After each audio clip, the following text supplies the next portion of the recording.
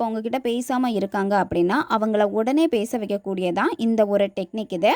இந்த மெத்தடை வந்து நீங்கள் யாருக்கு வேணும்னாலும் பயன்படுத்தலாம். நீங்கள் எந்த டேயில் வேணாலும் ஸ்டார்ட் பண்ணலாம், எந்த நேரத்தில் வேணும்னாலும் இந்த மெத்தடை நீங்கள் செய்யலாம். நீங்கள் இந்த மெத்தடை செய்கிறீங்க அப்படின்னா முதல்ல உங்களுடைய மைண்டு வந்து ரொம்ப ஃப்ரீயாக இருக்கணும். தேவையில்லாத டென்ஷன், நெகட்டிவ் தாட் இதெல்லாம் இருக்கவே கூடாது. ப்ளூ கலர் பென் வந்து பயன்படுத்திக்கலாம். இப்போ நீங்கள் ரிலேஷன்ஷிப்பில் இருக்கீங்க அப்படின்னா ரெட் கலர் பென் வந்து பயன்படுத்திக்கோங்க. அமைதியான ஒரு பிளேஸை வந்து சூஸ் பண்ணுங்கள். யாருமே உங்களை டிஸ்டர்ப் பண்ணக்கூடாது. இடதுகை மணிக்கட்டில் வந்து இந்த ஏஞ்சல் நம்பரை நீங்கள் எழுதணும். 1111 இந்த ஏஞ்சல் நம்பரை நீங்கள் எழுதுங்க.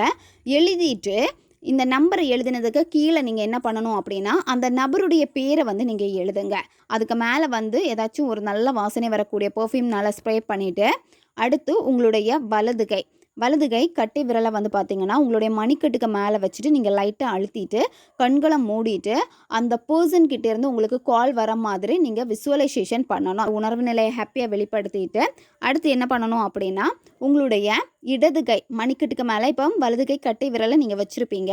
நீங்கள் நேம் எழுதி ஏஞ்சல் நம்பர் எழுதின அந்த இடத்துல வந்து பார்த்தீங்கன்னா கிளாக் வைஸ் ஆன்டி கிளாக் வைஸில் வந்து நீங்கள் கையை வச்சுட்டு லைட்டாக நீங்கள் அந்த மாதிரி ஒரு அழுத்தம் கொடுக்கணும். 12 முறை நீங்கள் அவங்களுடைய பேரை சொல்லணும். நீங்கள் மணிக்கட்டில் என்ன பேர் எழுதி வச்சுருக்கீங்களோ அந்த பேரை தான் நீங்கள் சொல்லணும். அந்த பர்சனுக்கு உங்களுடைய எண்ணங்கள் வர ஆரம்பிச்சிடும்.